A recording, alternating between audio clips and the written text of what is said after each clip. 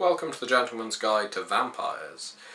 This video is a response of a sort to the videos recently uploaded by Ander of Wood WWAD, another YouTube channel dealing predominantly with role-playing games.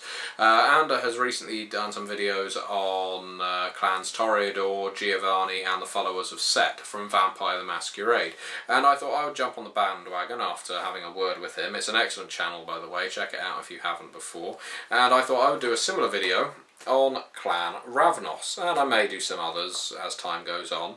Clan Ravnos are one of my favourite clans from Vampire the Masquerade, although they certainly draw a lot of flack, both from inside the game and outside of the game.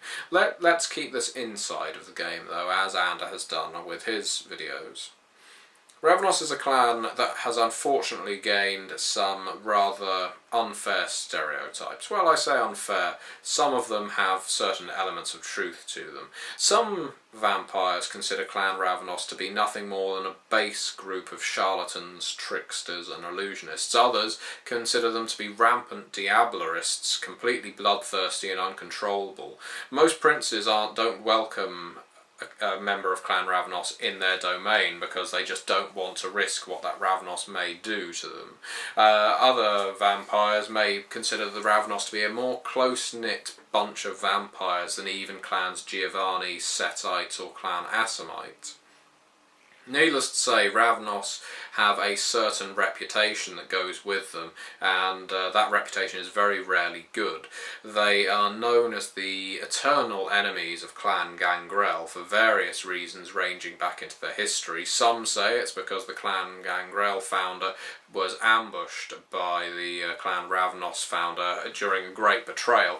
Others say it's just because the clan in general has always just spited them for reasons long forgotten.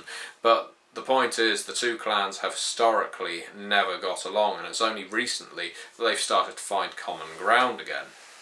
The Ravnos find their heritage in the east, specifically in the lands of India and around that country.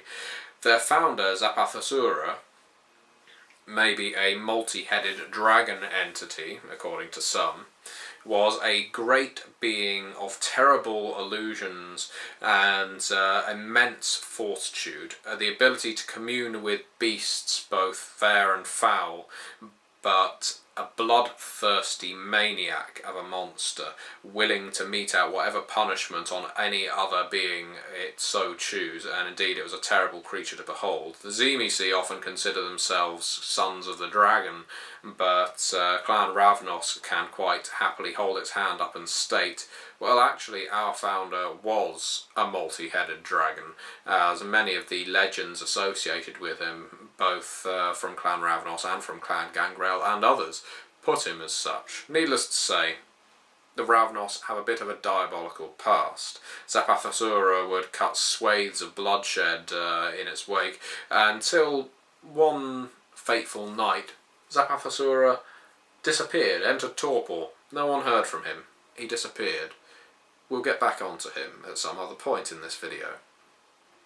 Since the Dark Ages, the Ravnos have been seen as charlatans because of their ability over chimestri and their association with the gypsies, the Roma, because their discipline of chimestri is not to be mistaken with chemistry, might I note. I will put the spelling in the description perhaps, is the ability to create illusion. It's the ability to pluck from the mind of the target whatever it is he wants to see and project it in front of him at certain high levels. Admittedly, at low levels it may be the point that you only can summon a static illusion that is unable to move, unable to make a sound, and yet there it is. At higher levels you create a veritable Lovecraftian horror to devour a village, providing the people in the village believed it was there, and believe me, some Ravnos can be very persuasive indeed.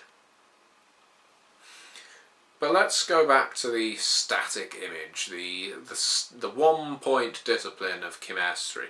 Most people ignore one-point discipline, say that they're pathetic, it's not really worth it until you get on to higher levels of power, but think about what you can do by just summoning a static illusion. Think about that Ventru you never got along with, that Ventru who you know diablerized his sire and has been desperately trying to hide it for a very, very long time. And recently that Ventrue has been making trouble for you and maybe your herd. Maybe you have a family of gypsies that you go around with, and maybe this Ventrue essentially wants you off his land.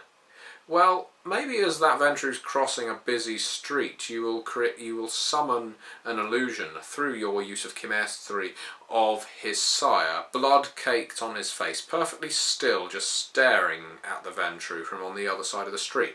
Now, that may not do much to the Ventrue long term. It may not make him suddenly doubt what he's done, but I guarantee it will make him pause long enough for a truck to hit him and then speed off into the night as the Ravnos behind the wheel moves on to a new city, his target having been destroyed. That kind of treatment is appropriately enough known as the treatment, part of the path of paradox, a path that only members of Clan Ravnos have tendency to follow. The path of paradox is kind of a cross between karma and just meting out whatever hell you like on your opponents, justified or not.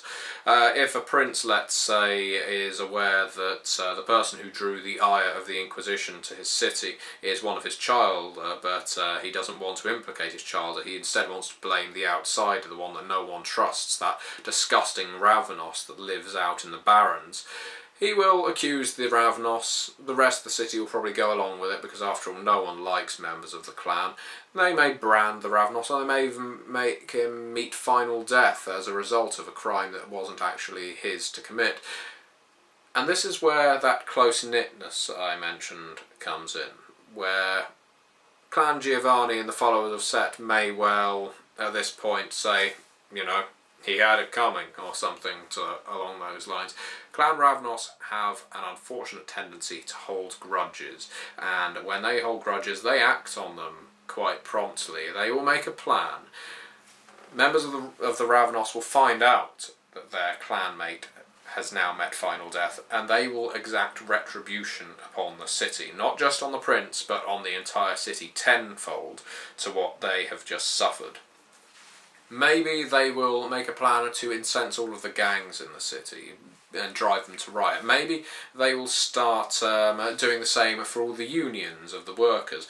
Maybe they will start using their illusions to make the transport system just completely collapse on itself. Perhaps they will start breaching the Masquerade subtly to make the camera ever so busy, and then when the prince is at his most vulnerable, they will strike, because after all, a Ravnos can not just commune with beasts, but also has impressive fortitude and can take a hell of a lot of damage, and most princes, although if you're a Ventrue you may have fortitude, may well struggle against a huge pack of, well, rats, at the same time as a Ravnos comes riding in along the back of them with his similarly impressive stamina.